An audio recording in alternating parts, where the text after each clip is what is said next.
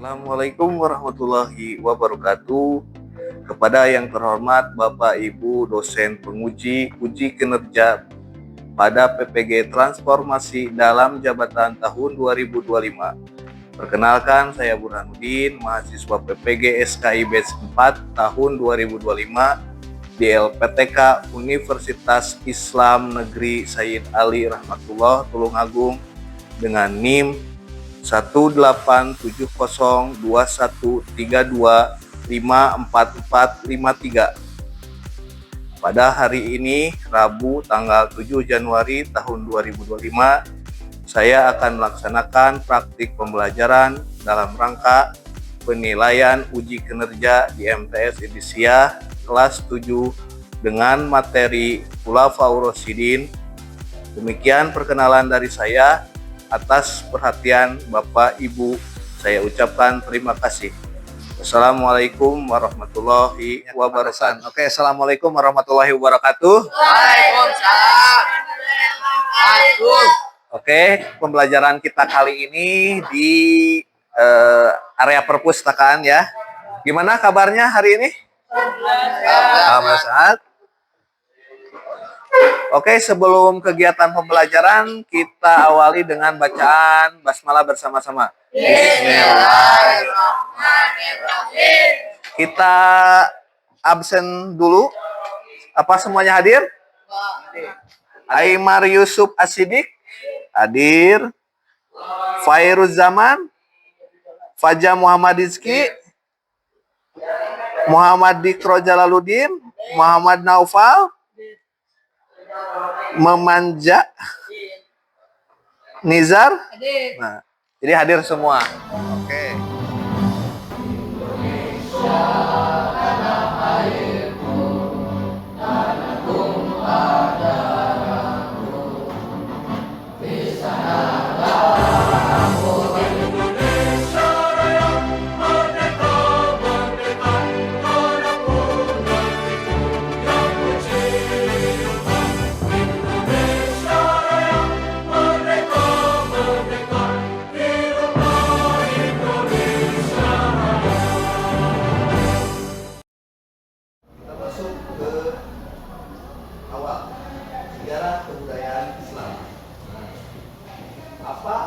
Apa yang akan kita bahas kali ini, yaitu bab 3 tentang Khulafaur Rasyidin. Tahu Khulafaur Rasyidin? Apa? Hah? Sahabat penerus para nabi. Oke, yang lain? Menggantikan nabi. Yang lain? Nah, turun menurun. Yang lain? Ada lagi? Tidak ada? Oke, kita bahas. Jadi Khulafaur Rasyidin itu ada prosesnya. Jadi kita akan coba merenungkan suasana duka dan kebingungan umat Islam saat ditinggal pemimpin yang mereka cintai, yaitu Nabi Muhammad SAW. Jadi apa yang terjadi jika sebuah negara tiba-tiba kehilangan pemimpinnya? Terus bagaimana cara pemilihan atau pengganti yang akan diusulkan nantinya? Sudah ada bayangan? Coba direnungkan gimana ketika sebuah negara tiba-tiba hilang presidennya. Hancur terus? Peperangan. Ada lagi yang lain? Tidak. Oke, supaya tidak tegang, kita relax saja di sini. Kita anggap santai. Kita SPK-nya yang mudah. Cukup fokus. Melihat, mendengar, fokus. Oke, bagus. Nah, apa tujuan pembelajaran?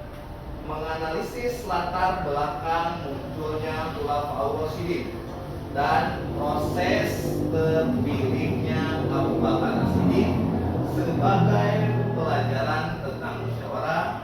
Terus apa yang ingin dicapai oleh kalian, yaitu memahami prestasi prestasi Khulafaur Rasyidin sebagai inspirasi dalam menerapkan sikap saling menghargai, menghormati perbedaan pendapat di kehidupan masa kini dan masa depan. Jadi ada ya alurnya, ada capaian atau tujuan kalian mempelajari ini. Sekarang kita simak video kurang lebih alur tentang Khulafaur Rasyidin. Setelah Nabi Muhammad wafat, suasana Madinah benar-benar genting. Sebagian sahabat bahkan tidak bisa menerima kenyataan itu. Umar bin Khattab yang terkenal tegas dan kuat sempat berkata dengan lantang bahwa siapapun yang mengatakan Nabi telah wafat akan ditebas pedangnya. Bukan karena keras kepala, tapi karena hatinya hancur. Namun di tengah kekacauan itu, Abu Bakar maju ke depan.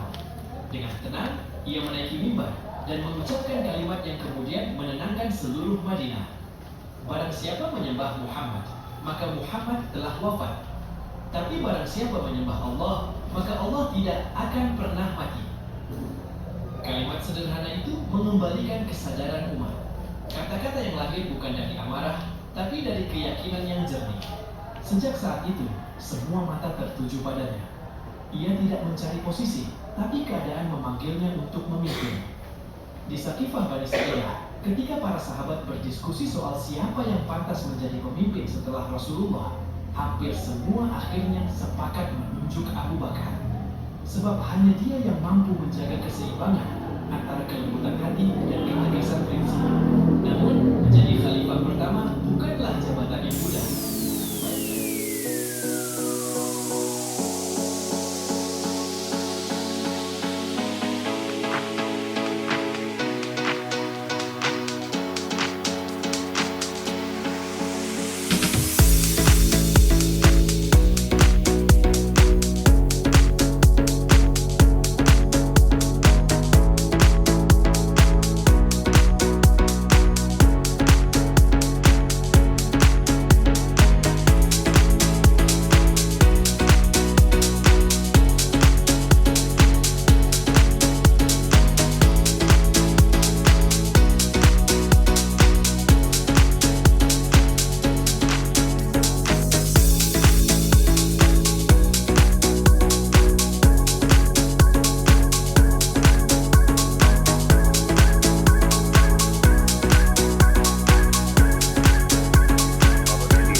Setelah tadi lihat video, khususnya bagian Abu Bakar gimana? Apa yang didapat? Hah? Dalam proses pemilihan Abu Bakar, kan ada berita duka. Setelah berita duka itu ada kebingungan umat Islam setelah ditinggal pemimpin. Nah, di situ itu ada dua kelompok besar. Yang pertama kaum Muhajirin, kedua kaum Ansor. Tahu kaum Ansor apa? Kaum Muhajirin apa? Tahu tidak? Benar. Yakin nggak tahu?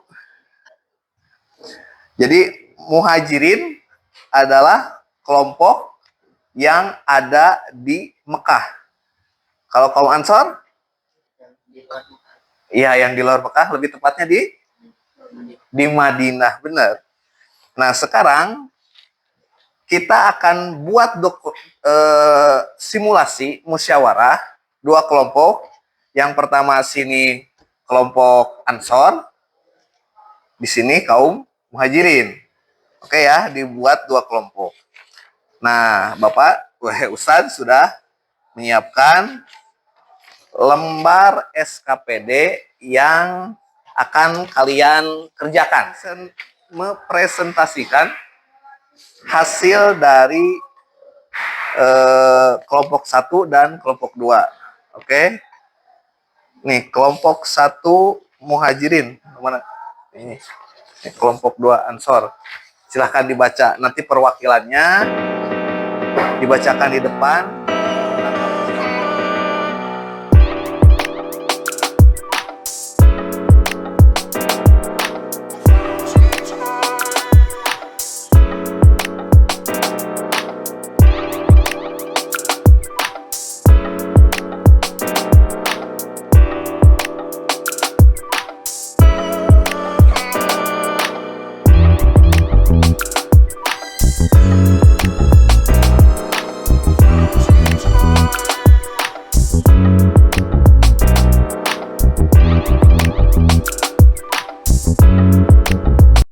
silakan.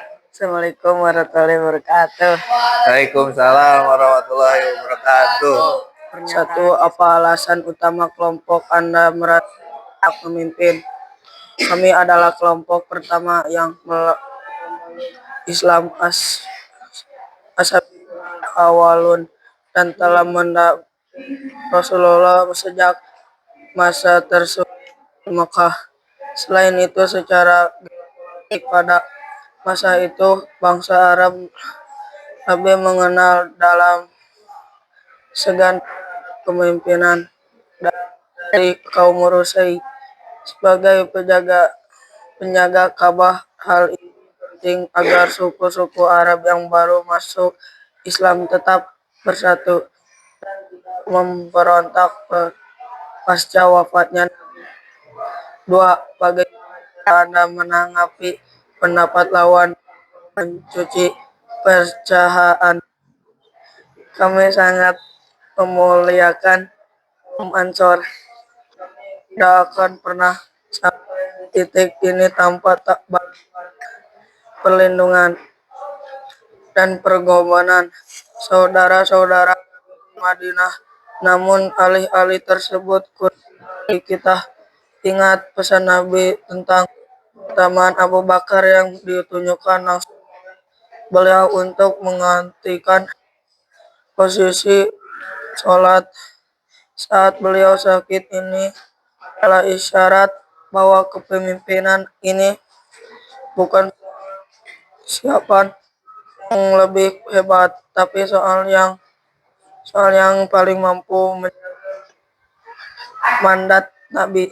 3. Nilai moral yang paling menonjol. Nilai drastitas dan pengabdian. Kami perumunan bukan karena ambisi keusahaan, melainkan karena tanggung jawab untuk memastikan agar fondasi agama itu saja ini tidak runtuh karena adalah pengolahan atau konflik antar suku. Assalamualaikum warahmatullahi wabarakatuh. Waalaikumsalam. Kasih tepuk tangan dulu. Oh, kelompok 2. Tahu nggak apa-apa di situ juga. Assalamualaikum warahmatullahi wabarakatuh. Waalaikumsalam. 1. Apa alasan utama kelompok Anda merasa berhak memimpin? Madinah adalah kota kami, dan kami adalah kaum yang memberikan perlindungan. Ketika diusir dari tanah kelahirannya, kami telah mengorbankan harta, rumah, dan nyawa untuk membela Sallallahu Alaihi Wasallam. Karena Islam di Madinah, maka sewajarnya pemimpin berasal dari asli yang paling memahami kondisi sosial dan wilayah Madinah. Kedua, bagaimana cara Anda menanggapi pendapat lawan tanpa memicu perpecahan? Meskipun kami merasa layak, sadar bahwa persatuan umat di atas segalanya. Jika saudara kami Muhajirin merasa kepemimpinan harus di tangan mereka demi stabilitas bangsa Arab secara luas, maka kami bersedia mendengarkan. Kami mengalah demi menjaga keutuhan Islam daripada kehendak yang justru bisa memicu perang saudara dan menyenangkan kaum kafir. Ketiga, nilai moral apa yang menonjol? Nilai ikhlas dan mendahulukan, dalam tanda kurung, mendahulukan orang lain. Kaum Ansor menunjukkan bahwa cinta kepada Islam lebih besar daripada cinta kepada jabatan. Kesediaan kaum Ansor untuk berbaiat kepada Abu Bakar adalah bukti nyata hati demi kepentingan yang lebih besar. Assalamualaikum warahmatullahi wabarakatuh. Waalaikumsalam. Kasih tepuk tangan dulu dong. Biar semangat. Sekarang ke refleksi. Setelah barusan kurang lebih berdiskusi tentang kelompok 1 dan kelompok 2, kira-kira mengapa pada akhirnya kaum Ansor bersedia dan mendukung Abu Bakar? Karena apa? Kenapa kaum Ansor? Menjaga keutuhan Islam. Menjaga keutuhan Islam. Lanjut, selain itu? Daripada Kaum Ansor?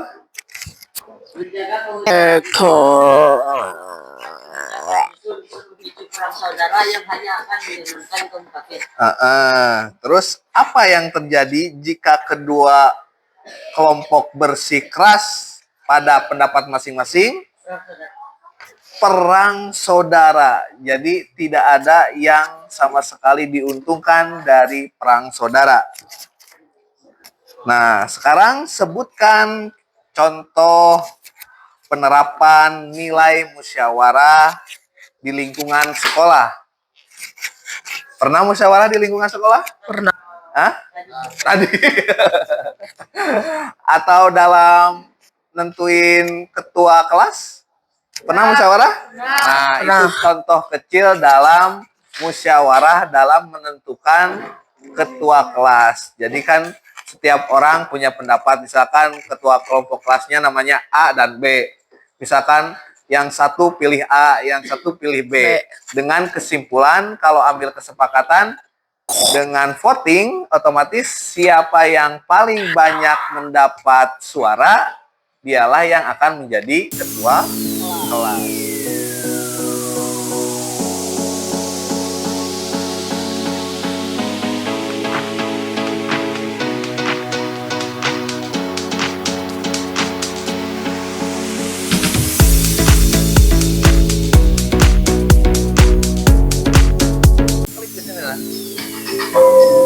Apa jawabannya?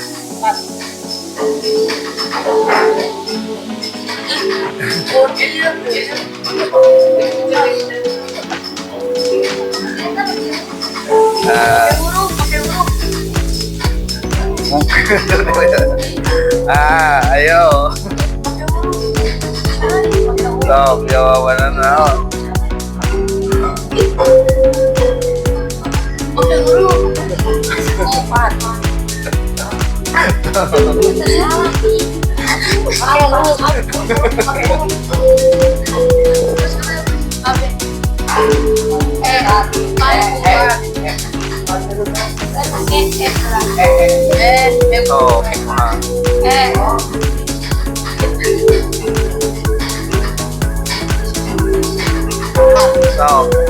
Jawab tuh, jawab. Nah, hati-hati ada kabel, hati-hati ada kabel. Udah ada ya?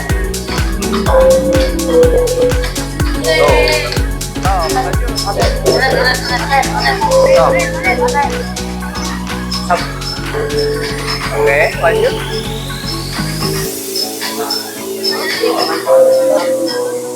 Nah.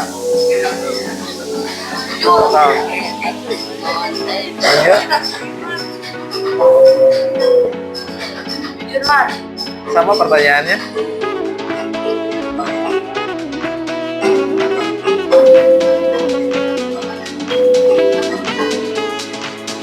Tuh jawab, awas hati-hati ada kabel. Sok yang lain yang belum coba.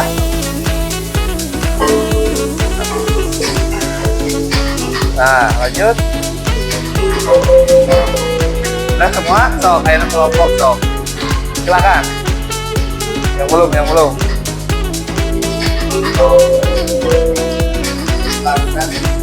Klik udah. Oke.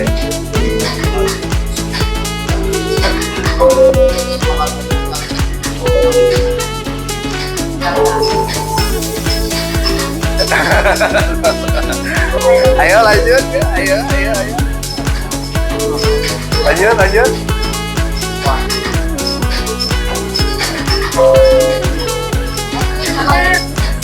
Satu aja, satu titik, satu ini, apa satu. Nah, lanjut. Masih ada 2 soal lagi. 2 soal lagi.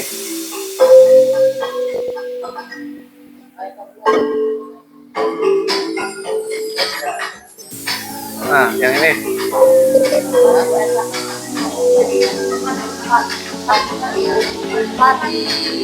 Oh. Udah, seorang.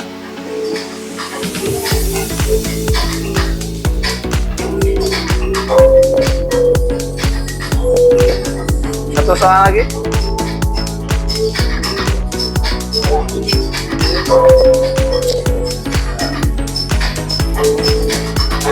yang ini yang tadi yang salah nih.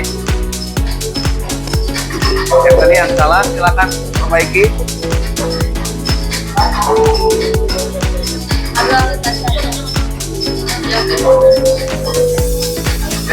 Salah. Mas Cinta. Oke ya, masih ada yang salah ya. Masih ada yang salah. Paling ice breaking dulu lah, ice breaking dulu. Yang tadi masih ingat? Ingat. Tepuk fokus. Melihat. Mendengar. Fokus. Apa yang tadi sudah dilihat, sudah didiskusikan, terus kita juga ada ujian asesmen sumatif. Jadi kesimpulan utama dari pembelajaran kita kali ini adalah pentingnya legitimasi dan persatuan. Di sana berkumpul kaum muhajirin dan kaum ansor untuk menentukan siapa penerus atau pengganti kepemimpinan setelah Nabi Muhammad Sallallahu Alaihi Wasallam. Nah, di Sakifah Bani Sadiyah mengajarkan bahwa pemimpin bukan hanya soal siapa yang paling kuat, tetapi siapa yang mampu mempersatukan. Terus tahu nggak karakter Abu Bakar selama 2 tahun kepemimpinannya? Pertama jujur, kedua sidik benar. Oke, jadi Abu Bakar itu punya karakter keteguhan iman dan ketenangan dalam krisis. Karena pemimpin pertama itu pasti ada pertentangan. Kan tadi kaum muhajirin dan ansor itu bersitegang karena mereka ada pimpinan yang layak dari kaum mereka atau kelompok mereka. Misalkan kelompok 1, si A nih layak nih, si B ini layak. Jadi supaya mencari solusi untuk memecahkan permasalahan, bermusyawarah, terus ada kesepakatan yang disepakati bersama bahwa yang akan menjadi penerus yaitu Abu Bakar As-Siddiq. Jadi musyawarah sebagai pondasi demokrasi Islam di Khulafaur Rasyidin. Musyawarah bukan menunjukkan otoriter. Hal ini menunjukkan bahwa dalam Islam semua rakyat dan pertimbangan para ahli sangat dihargai dalam menentukan nasib bangsa. Jadi pesan penutup, sejarah Khulafaur Rasyidin bukan sekedar cerita masa lalu, melainkan cerita moral kejayaan sebuah bangsa tidak hanya dibangun dengan kekuatan ekonomi dan militer, tetapi dengan pondasi kejujuran, keadilan, dan persatuan. Sebagaimana yang telah dicontohkan. Cukup sekian, kita akhiri dengan bacaan hamdalah bersama-sama. Alhamdulillah.